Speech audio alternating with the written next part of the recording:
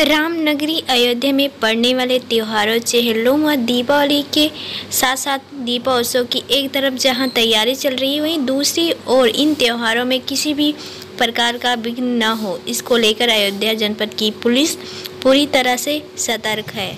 देखिए, आगे चेहल्लुम है, दीपावली है और अपने यहाँ अयोध्या में दीपोत्सव का बहुत बड़ा त्यौहार मनाया जा रहा है। साथ में आगे आने वाले और भी कार्यक्रम जो अयोध्या में होने वाले हैं, उन सबको देखते हुए हम सुरक्षा की दृष्टिकोण से ये फ्लैग मार्च निकाले हैं। रूट मार्च हमारा ये पर डे निकलेगा, हर कॉलोनी हर गली से हम गुजरेंगे, जिससे जनता हमारी सुरक्षित महसूस करे, पूरी तरह से उसके अंदर रहे कि पुलिस हमारे साथ है और सुरक्षार्थी हमारे साथ हैं, जिससे हमें कोई दिक्कत ना आए।